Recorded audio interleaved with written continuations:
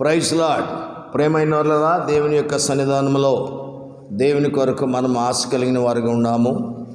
దేవుడు ఎంతైనా నమ్మదగిన వాడు కాబట్టి దేవాది దేవునికి కోట్లాది స్తోత్రాలు చెల్లించుకుందాము. మీ అందరికీ వాక్యం వింటున్న బిడ్డలందరికీ నా హృదయపూర్వక వందనాలు చెల్లిస్తున్నాము. ఈ ఉదయకాల వేళలో దేవుని వాక్యంలో నుంచి మన యొక్క ఒక వాక్యము నేర్చుకుందాము. 1, 2, 3 వాక్యాలు. దేవుని వాక్యంలో 2 సమూయేలు గ్రంథము 19వ అధ్యాయము 6వ వాక్యముల నుంచి ఒక మాట మనము చదువుకుంటే 6 నుంచి నీ స్నేహితుల ఎడల ప్రేమ చూపక నీ శత్రువుల ఎడల ప్రేమ చూపుచు ఈ దినమున అధిపతులను సేవకులను నీకు ఇష్టజనులు కారని నీవు కనపరిచితివి. మేమందరము చనిపోయి అభిషేలోము బ్రతికి ఉండే ఎడల అది నీకు ఇష్టమగునన్న మాట ఈ దినమున నేను తెలుసుకున్నాను.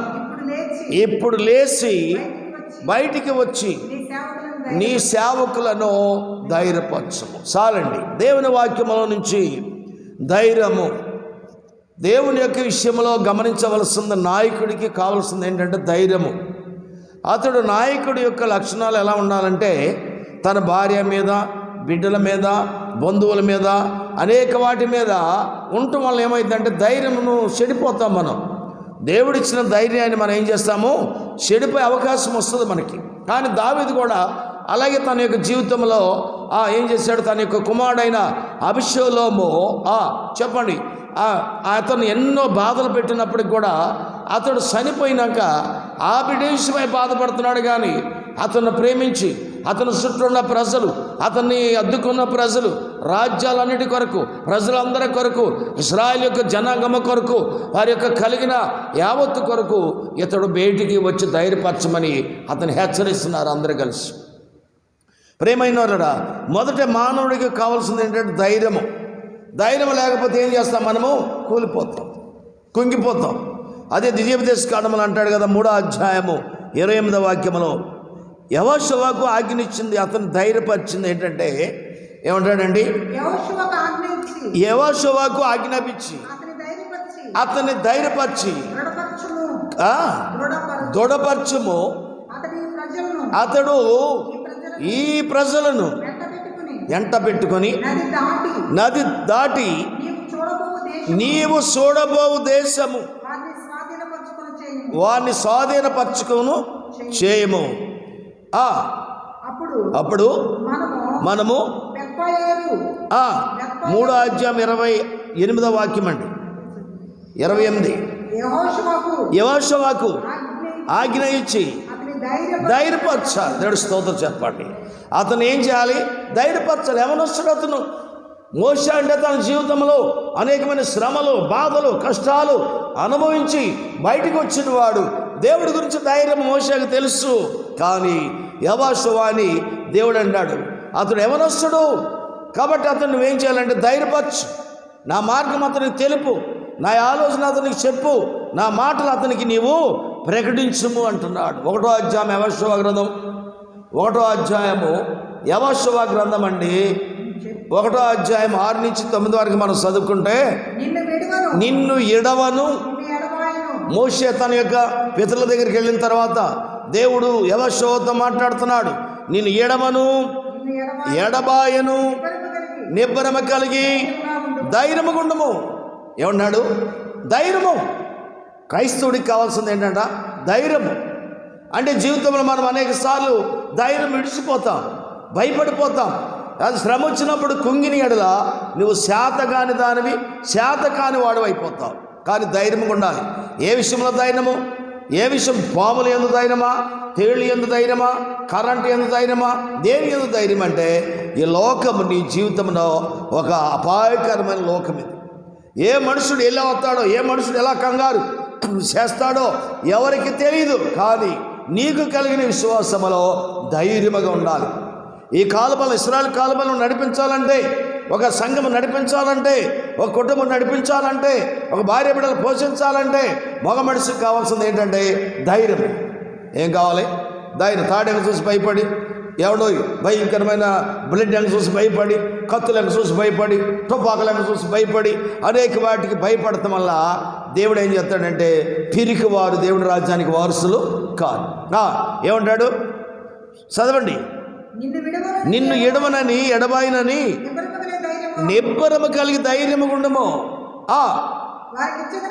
9వ వాక్యం, వారికి ఇచ్చేదనని నేను నీకు ఆజ్ఞాపించి. ఎవరితో? ఇదిగో నీ పితరుడైన అబ్రహాం, ఇస్సాకు, యాకోబులకు ఇదిగో ఆ కానాను దేశం ఇస్తానని ఆజ్ఞాపించి వాగ్దానం చేస్తాను కదా, దాంట్లోకి నువ్వు నడిపించాలి. నీ సేవకుడైనా నీ యొక్క ఆత్మీయులైనా నీ మోషే ఏమైపోయాడంటే నా యొక్క సన్నిధికి వచ్చాడు, నీవు ఇప్పుడు ధైర్యముగా వాళ్ళని నడిపించాలి అంటున్నాడు. ధైర్యము కలిగి ధైర్యముగుండము, దిగులు పడకము. చూసామండి, ఈ ఇశ్రాయేలు కాలుపాలము చూసి భయపడవద్దు, దిగులు పడవద్దు.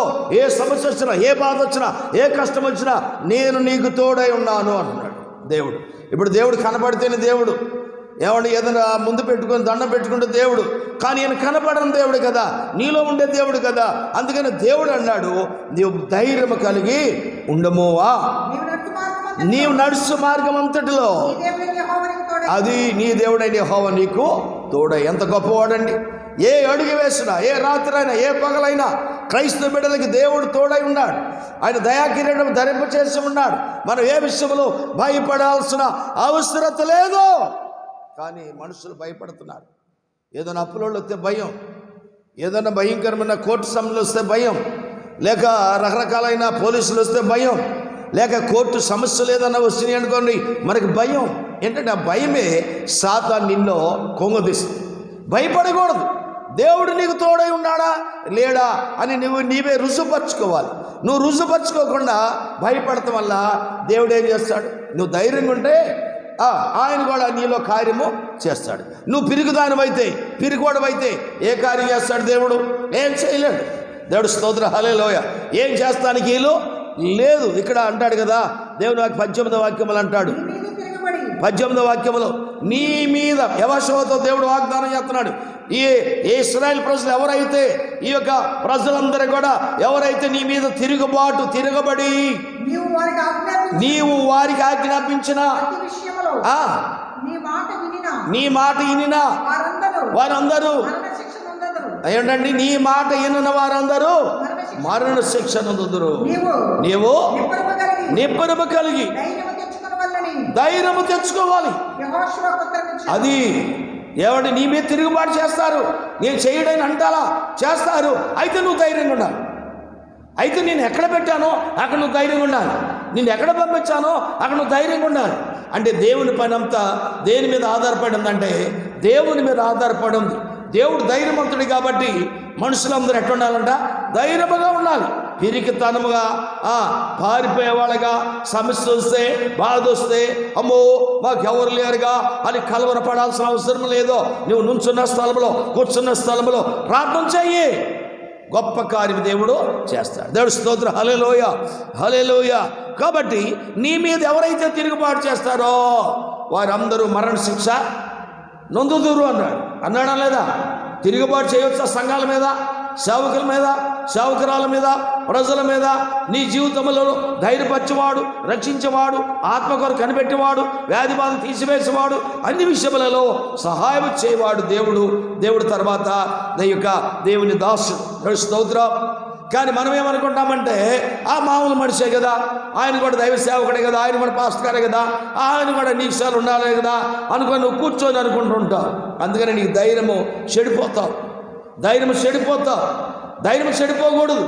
మరి యెహోషువకి ఎన్ని విషయాలు ఎదురైనాయి, ఎరుకో ఎదురైంది, భయంకరమైన స్థితులు ఎదురైంది, ఎన్నెన్నో ఎదురైనప్పటికీ ఆయన ధైర్యం ఎన్నడూ ఎడవలేదు. ఆయన అన్నాడు కదా, నేను నా ఇంటి వారి యెహోవాను సేవించేదమన్నాడు ఒక్కడే. చూసారండి ఎంత ధైర్యవంతుడో. ఆఖరికి ప్రజలందరూ కోల్పోయినప్పటికీ కూడా అతడు నా ఇంటి వారును నేనును యెహోవాను సేవిస్తాను. అది ధైర్యం. అంతే తప్ప రకరకాలైన తిరుగుతూ రకరకాలైన డబ్బులుంటేనే ధైర్యము, డబ్బులు లేకపోతేనే పిల్లిలాగా పడుకుంటాం. ఏం పద్ధతులండి? ఏమండి, ఒక 10 కట్టల బియ్యం ఉంటేనేమో నా అంతటి లేడు అని కాళ్ళు రేకరేస్తాము. ఏమండి, ఒకవేళ రైస్ ఇంటి లేపేపాటికి కుంగిపోతాం, మీసాలు నవ్వులుకుంటా, లేక చేతులు కొట్టుకుంటా, భార్యాభర్తలు కొట్లాడుకుంటా. ఏం దాన్ని వంటిది క్రైస్తవులకి అనేకమైన శ్రమలు, బాధలు వస్తాయని దేవుడే చెప్పాడు, యేసయ్య చెప్పాడు. కానీ మన ధైర్యం ఎక్కడ ఉండాలంటే దేవుని యందు ధైర్యం ఉండాలి. మన దేవుడు శక్తిమంతుడు, మన దేవుడు పరిశుద్ధుడు, మన దేవుడు నీతిమంతుడు, మన దేవుడు మన కొరకు రక్తము కార్చినవాడు. ఆ రక్తంలో మనకేముందంట? ధైర్యం ఉంది కదండి. అది ఏమి రక్తం అంట? ఏమండి, అమూల్యమైన రక్తం, యేసు రక్తం. యేసు రక్తంతో నీవు కడగబడినప్పుడు నువ్వు ఏ విషయంలో భయపడాల్సిన అవసరం లేదు. దేవుని స్తోత్రం, హల్లెలూయా, హల్లెలూయా. ఇక్కడ మనం గమనించినట్టయితే ద్వితీయోపదేశ కాండములో నుంచి ఒక మాట, ఆ 31వ అధ్యాయము 5 నుంచి 7 వరకు చదువుకుందామండి. ద్వితీయోపదేశ కాండము, నేను మీకు ఆజ్ఞాపించినది దానంతటిని బట్టి మీరు వారికి చేయనట్లు యెహోవా నీ చేతికి వారిని అప్పగించును, నిబ్బరము కలిగి. అది దేవుడు స్తోత్రం చెప్పండి. దేవుడు అప్పగించేదాకా ఉండాలి కదా. ఎరా బాబు, ఏమా ఎలా ఉండదా? ఎంటున్నా సహోదరుడా, ఈయన ఉండాలా వద్దా అని నీ సొంతంగా పోట్లాడుకుంటా, నీ సొంతంగా తగాదు చేసుకుంటా, నీ సొంతంగా చుట్టాలకు చెప్పుకుంటా, నీ సొంతంగా చుట్టుపక్కల వాళ్ళకి చెప్పుకుంటా. కానీ దేవుడు నీ చేతికి అప్పగించే వరకు నీ శత్రువు నువ్వు జాగ్రత్తగా ఉండాలి, ధైర్యంగా ఉండాలి. దేవుడు అప్పగించాడంటే అప్పగించడా? ఇక్కడ అన్నాడు కదా దేవుడు, ఏమన్నాడు? నిబ్బరము కలిగి యెహోవా నీ చేతికి, నీ ముందున్నవారా నీ అనుకున్నవారా, తూర్పు పడమటి ఉత్తరం దక్షిణంలో ఏ శత్రువు ఉన్నాడో ఆ శత్రువుని దేవుడు నీకు అప్పగిస్తాడు. దావీదుకి అప్పగించాడు సౌలుని. కానీ దావీదు ఏమన్నాడు తెలుసా? నాకంటే ముందు అభిషేకం కలిగిన వాడు, అతను సంపదానికి నా మనసు లేదన్నాడు. ఎంత శత్రువు నేను అప్పగించగలిగిన వాడు దేవుడు. దేవుడు స్తోత్ర, హల్లెలూయా, హల్లెలూయా. ఏమంటాడండి? నిబ్బరము కలిగి ధైర్యము ఉండము, భయపడుకుడి, వారిని చూసి దిగులు పడవద్దు. వారు అవిటిగా ఉన్నారని, బలవంతులని, డబ్బు ఉన్నవాళ్ళని, వాదం ఉన్నవాళ్ళని, వాళ్ళ దగ్గర కత్తులు, బాంబులు, తుపాకులు ఉండయని భయపడాల్సిన అవసరం ఏమీ లేదు. యేసయ్య లోకములోని, ఏమండి, ఇదిగో లోకములో ఉన్నవాడి కంటే మనలో ఉన్నవాడు గొప్పవాడు. యేసయ్య నీతో కూడా వచ్చేవాడు. అది నీ దేవుడైన యెహోవా. ఏ విషయం వెళ్తున్నావు? ఎక్కడికి వెళ్తున్నావు? నిజంగా దేవుని పని మీద వెళ్తున్నావా? లేక నువ్వు బతకాలనుకుంటున్నావా? లేక ఈ దేవుని అడ్డం పెట్టుకొని జీవించాలనుకుంటున్నావా? ఏ పని మీద వెళ్ళినా దేవుని పని మీద వెళితే దేవుడు నీకు కంపల్సరిగా నీకు తోడై ఉంటాడు. ఎవరో దేవుడు నీకు తోడు రావాలంటే ఆయన పని నువ్వు చేయాలి. అప్పుడు దేవుడు నీకు తోడై వస్తాడు. మన దేవుడు మన భుజాల మీద ఎక్కేవాడు కాదు. మన దేవుడు తాళ్ళు పెట్టుకొని లాగేవాడు కాదు. యేసయ్య ఏమండి, ఈ దేవుడు తాళ్ళు పెట్టుకుని లాగ అవసరంలా, ఈ దేవుడికి చక్రాలు అవసరంలా, ఈ దేవుడికి పైన మోసుకొని ఎలా అవసరంలా. ఎందుకంటే ఈయన నీకు తోడై వచ్చే దేవుడు, నీకు తోడై వచ్చే దేవుడు. ఆయన నీకంటే నీ కాళ్ళు నడకిచ్చిన దేవుడు, నీకు ప్రాణం ఇచ్చిన దేవుడు, నీ ఒళ్ళు ఇచ్చిన దేవుడు, నీకు ఆత్మ ఇచ్చిన దేవుడు, నీకు చూపు, నీ మాట అంతా ఇచ్చిన వాడు. నీతో నడిచిరాక దెయ్యాలతో నడిచి వెళ్తాడు దేవుడు. ఏమండి, ఆయన పోలీసు సభ్యులు చేసుకున్న నరుడితో దేవుడు నడిచి వస్తానని దేవుడు వాగ్దానం. మరి యెహోషువ నిబ్బరము కలిగి ధైర్యము ఉండము. చూసావండి, ధైర్యం ఉండము. నేను వెళ్ళిపోతున్నాను పరలోకానికి, దేవుడు రాజ్యానికి వెళుతున్నాను, నువ్వు మటుకు నిబ్బరము కలిగి ఉండు. అంతే తప్ప పాస్టర్ గారు ఎప్పుడైతే బయటికి వెళ్ళిపోతాడో సంఘస్థులు ఆయా సంఘాలకు వెళ్ళమని దేవుడు చెప్పాడా? ఏమండి, దేవుడు చెప్పాడా? దేవుడు స్తోత్రం చెప్పాడు, హల్లెలూయా. అనేకమైన సంఘాలకు వెళ్ళమని దేవుడు చెప్పాడా? చెప్పలేదే. దేవుడు స్తోత్రం.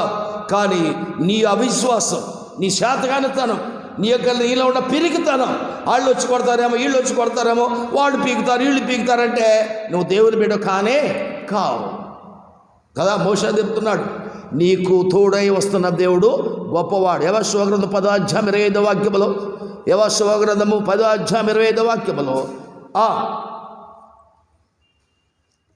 అప్పుడు యెహోషువ వారితో మీరు భయపడుకుడి, జడికుడి, అది యెహోషువకి ఏమొచ్చింది? ఇప్పుడు ధైర్యం వచ్చింది. ఏమొచ్చిందండి? ఎవరిని బట్టి వచ్చింది? దేవుడిని బట్టి మోషేకి వచ్చింది. మోషేని బట్టి ఎవరికి వచ్చింది? యెహోషువకి వచ్చింది. యెహోషువ ధైర్యం ఎవరికి చెప్తున్నాడు? ఇశ్రాయేల్ ప్రజలకు చెప్తున్నాడు. ఎంత గొప్పవాడండి! ఏమండి? మరి దేవుడి దగ్గరికి వెళ్తున్నావు, దేవుడి దగ్గరికి వెళ్ళి పాట పాడుతున్నావు. ఏమని పాడుతున్నావు? ఏ బాధ వచ్చినా ఏం పాట? ఎన్ని తలసినా ఏది అడిగినా జరిగేది నీ చిత్తం అంటాడు. మళ్ళీ పెరుగుతాను, జరిగేది ఆయన చిత్తమే, మంచిదే. కానీ ఆ చిత్తం జరిగే వరకు ధైర్యంగా ఉండాలి. ఆ బాధ పోయే వరకు ధైర్యంగా ఉండాలి. దేవుడు ఏ టైంలో తీసివేస్తాడో, ఆ సమస్యలు ఎప్పుడు తొలగిస్తాడో ఆయన ఇష్టం మీద ఆధారపడింది. మన పుడతం ఆయన ఇష్టము, మన పెరుగుతాం ఆయన ఇష్టము, మనం చనిపోతాం ఆయన ఇష్టము, మనం దేవుని కార్యం ఎంత మడిగి చేశామో ఆయన ఇష్టం మీద ఆధారపడి ఉంది. ఆయనకి తెలియకుండా ఒక ఇంటికి తెలుపు కాదు, ఒక ఇంటికి నలుపు కాదు. ఆయనకి తెలియకుండా ఒక ఇంటికి నేలను రాలదు. అసమంటి దేవుడు యేసు ప్రభువారు. దేవుడు స్తోత్రం. వాళ్ళు ఏం చేస్తున్నాడండి? 25వ వాక్యములో, అప్పుడు యెహోషువ వారితో నువ్వు భయపడుకుడి, జడికుడి, ధైర్యముగా ఉండి. దేవుడు స్తోత్రం చెప్పండి. చూసా ఇక న్యాయాధిపతుల గ్రంథంలో 5వ అధ్యాయం 22వ వాక్యంలో కూడా ఇక్కడ చూడండి, కొంతమంది దిబోరా వీళ్ళందరూ కూడా ఏం చేస్తున్నారంటే 2లో ఇశ్రాయేలీలో యుద్ధశాలలు ధైర్యము కలపరచని యుద్ధశాలలు ఏం చేశారు? ఇశ్రాయేల్ ప్రజలు ధైర్యం వహించారు. ధైర్యం వహించినప్పుడే సమస్య బయటికి పారిపోద్దు. ధైర్యం నువ్వు ఎప్పుడు కోల్పోతావో అప్పుడు సమస్యలు అనేకమైన నీ చుట్టూ వస్తాయి కదా. నీకు శ్రమ వచ్చినప్పుడు కుంగిపోకూడదు. ఏం చేయాలి? ధైర్యముగా ఉండాలి. అప్పుడు దేవుని కార్యం మనము చూడగలుగుతాం. చూడండి 1వ సమూయేలు గ్రంథం 30వ అధ్యాయం 6వ వాక్యంలో ఇక్కడ దావీదు తన దేవుడిని బట్టి ధైర్యము కలిగి ఉన్నాడు. తన దేవుడైన యెహోవాను బట్టి దావీదు మిక్కిలి దుఃఖపడెను. మరియు తమ తమ కుమారులను బట్టి కుమార్తెలను బట్టి జనులందరికీ ప్రాణం ఇసిగినందున రాళ్ళు రువి వారు చెప్పుకొని దావీదు తన దేవుడైన ఆవే చూసా సిక్లు అనే దేశమును తగలబెట్టేశారు. ఏమండి? అమానికులు వచ్చి తగలబెట్టి తన భార్య బిడ్డలంతా తీసుకెళ్ళిపోయారు. ఇళ్ళని తగలబడిపోయింది, పట్టణం అంతా తగలబడిపోయింది. కానీ ఇతను చంపేయాలనుకున్నారు ప్రజలందరూ. కానీ దావీదు ఒక్కడే ఎవరిని బట్టి ధైర్యం తెచ్చుకున్నాడు? చెప్పరా? వింటలేదా? వింటున్నా సహోదరుడా, నీకు కూడా బాధ వచ్చిందిగా. మీ ఆయన అనేపాటికి నేను కూడా ఎలుకల ముందు తిన్నాను, చచ్చిపోదాం అనుకుంటున్నావు. మా ఆయన ఇట్టన్నాడు, మా వాళ్ళు ఇట్టన్నారు, అయ్యో నాకు ధైర్యం చాలదని నువ్వు బాధపడుతున్నావేమో. ఈ వాక్యం వింటున్న సహోదరుడా, నీ జీవితంలో ఏ బాధ, ఏ కష్టం, ఏ ఇబ్బంది వచ్చినా దేవుడు నీ పక్కనే నిలబడి ఉన్నాడు. ఆయన నిన్ను ధైర్యపరచబడని ఒక దైవజనుడిగా నేను హెచ్చరించి బోధిస్తూ ఉన్నాను. దేవుడు ఏమాత్రం ఏ మనిషిని విడిచిపెట్టలేడు. ఎందుకంటే ఎంత ఘోర పాపనైనా దేవుడు క్షమించి హక్కును చేర్చుకోగలిగిన వాడు యేసు ప్రభువారండి. దేవుడి స్తోత్రం, హల్లెలూయా. కాబట్టి ఇక్కడ దావీదు ఎవరిని బట్టి ధైర్యం తెచ్చుకున్నాడు? తన దేవుడైన యెహోవాను బట్టి బహు ధైర్యం తెచ్చుకున్నాడు. చాలా ధైర్యము. దేవుడు అంటే ధైర్యమే. అసలు దేవుడు యేసు ప్రభువారు అనే పదమునకు ధైర్యమంతుడు. తప్పడ కొట్టండి. దేవుడి స్తోత్రం, హల్లెలూయా. కాబట్టి ప్రేమైనవారా, దేవుడి సన్నిధిని ఎదుగుతున్న మన జీవితములలో దావీదు యెహోవాను బట్టి ధైర్యం తెచ్చుకొని ప్రార్థించాడు. తరుమో నీ వారిని దక్కించుకుంటామన్నాడు. మొత్తాన్ని తరిమి వాళ్ళ భార్య బిడ్డలను, వారికి కలిగిన ఆస్తిపాస్తులను తిరిగి దక్కించుకున్నాడు ఆ అధ్యాయంలో. కాబట్టి ప్రేమైనవారా, మన జీవితంలో సమస్య వచ్చిందని బాధపడక, సమస్య వచ్చిందని కుంగిపోక, దేవుడు నీకు తోడై ఉన్నాడు. దేవుడు నీకు తోడై ఉన్నాడు. 2వ సమూయేలు గ్రంథము 16వ అధ్యాయం 21వ వాక్యములో ఏమంటాడంటే ఇక్కడ అహీతోపెలు ఒకడు కపటమైన వాడు. అహీతోపెలు అనేవాడు ఒక కపటమైన వాడు ఉన్నాడు. నీ తండ్రి చేత ఇంటికి కావలి ఉంచబడిన ఉపపత్తుల యొద్దకు నువ్వు పోయి నీవు పోయిన నీవు నీ తండ్రికి అసహ్యుడు అవుతామని ఇశ్రాయేలు అందరూ తెలుసుకుందరు. అప్పుడు నీ పక్షంలో ఉన్న వారందరూ ఏమన్నా మాట ఉంది, మాట మంచిదని ఈడు చెప్పేసాలా? ఈడు సాతాను సంబంధుడు. ఏమని తండ్రి ఉంచుకున్న ఉపకత్తులను కూడమని చెప్తున్నాడు. ఈడు కదా. అప్పుడంట నీ పక్షంలో ఉన్న వారు అందరూ ధైర్యవంతులు అవుతారు అన్నాడు. సరేండి, చాలామంది ఈ సంఘాలు ఎలా పాడైపోతూ ఉన్నాయి, ఈ కుటుంబాలు ఇలా పాడైపోతూ ఉన్నాయి. వారికి తెలియదు దేవుని యొక్క వాక్యము, తెలియదు దేవుని యొక్క ఆరాధన, తెలియదు దేవుని యొక్క ఆలోచన తెలియదు. ఆఖరికి ఇతను ఏం చేశాడు తెలుసా అండి, తన కార్యము సఫలము కాక ఇంటికి వెళ్ళి ఉరి పెట్టుకుని చచ్చిపోయాడు. కానీ దావీదు అయితే ఏం చేశాడు, అబీషలోము బ్రతికినంత కాలం అతని కొరకు ఏం చేశాడు, బాధపడ్డాడు, కన్నీరు కార్చాడు. నీ పక్షం నుండి వారు అందరూ ధైర్యం తెచ్చుకుంటారా అంటే తప్పుడు పని చేస్తే ధైర్యం వస్తుందా మనుషులకి? ఏమండి, ఈ లోక సంబంధమైన పాపం చేస్తే ధైర్యం వస్తుందా మనుషులకి? ఈ లోక సంబంధమైన అబద్ధం ఆడితే ధైర్యం వస్తుందా మనుషులకి? ఏమండి, కాదు, ఆ ధైర్యము కాదు.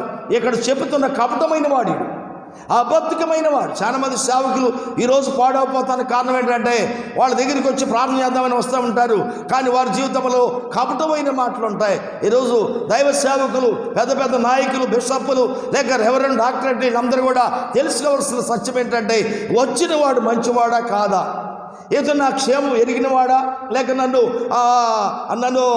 శత్రునిమిషం చేసేవాడా తెలియకుండా మనం అందరికీ భోజనం పెడతాం, మనం అందరికీ డబ్బులు ఇస్తూ ఉంటాం. తర్వాత వాడు భయంకరమైన చెడ్డ ఆలోచన చేస్తాడు.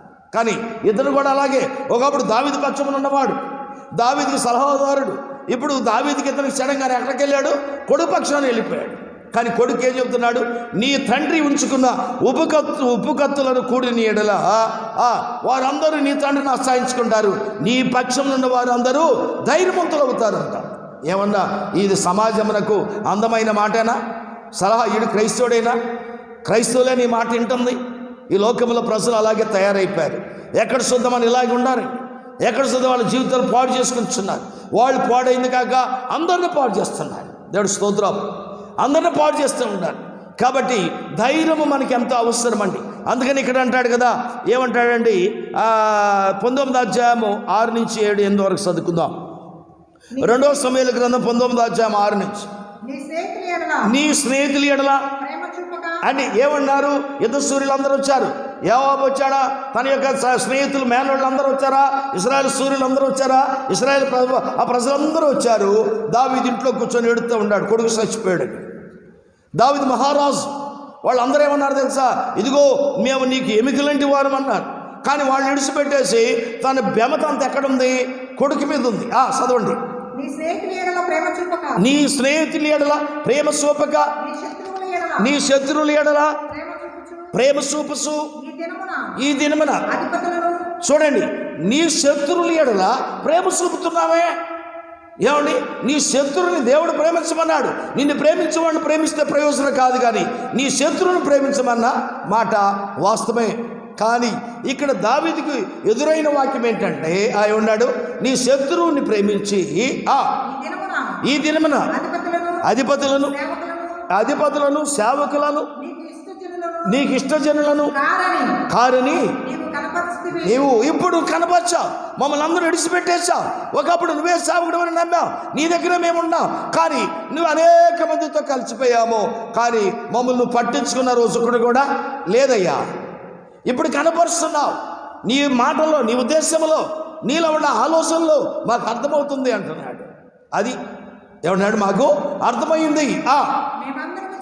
మేమందరము చనిపోయి చూసావా, మేమందరం యుద్ధ సూర్యులందరం కూడా ఇశ్రాయేలు ప్రజలందరూ చనిపోయి నీ అభిషేలోము నీ కొడుకు ఒక్కడే ఉంటే నీకు మంచిదంటయ్యా. నీకు ఇష్టమన్న మాట ఈ దినమున రూఢిపరుస్తున్నావు. ఇప్పుడు లేచి బయటికి వచ్చి అది దేవుడి స్తోత్రం చెప్పండి. ఇప్పుడు వీళ్ళందరూ సేవకులందరూ ఏమైపోయారు, ధైర్యం కోల్పోయారు. దావీదు ఒక్కడు మూట కట్టిపోయాడు, దావీదు లోపల ఉండిపోయాడు. కానీ మనుషులకు ధైర్యం లేదు. దావీదు వస్తే ఒక కత్తి పట్టుకుంటానంట 1000 మందిని చంపగలిగిన వాడంట దావీదు మహారాజు. అంటే దేవుడు అతనికి తోడై ఉన్నాడు.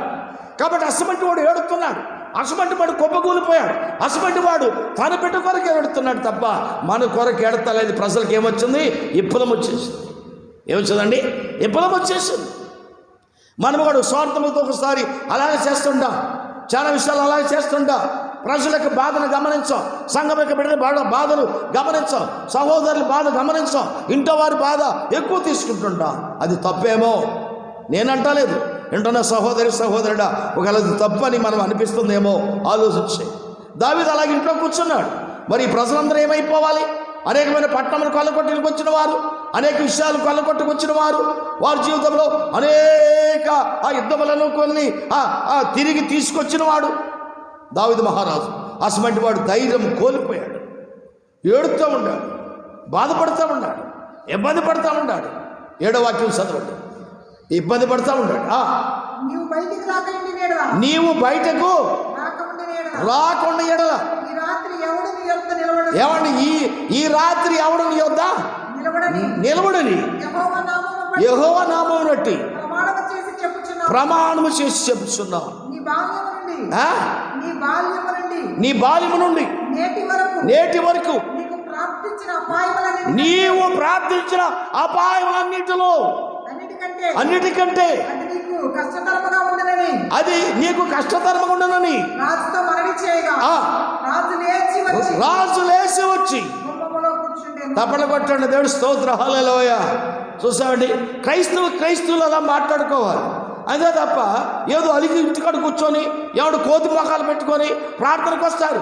ఏదో వీళ్ళు దొరికిపోయినట్టు, ఏంటో వీళ్ళు ఏదో చర్చంత వీళ్ళు వేసేసినట్టు ఎక్కలేని బాధలు తీసుకొచ్చి అక్కడ పెట్టేస్తారు కదా. ముందు సేవకుడు బయటకు రప్పించే విషయాలు మనకెంతో అవసరం. అది వివేక జ్ఞానంతో కలిగిన ధైర్యం. ధైర్యం అంటే ఏంటంటే, తన కొడుకు చచ్చిపోయాడండి. కొడుకు చచ్చిపోతే ఏ తండ్రి అయిన బాధగానే ఉంటుంది.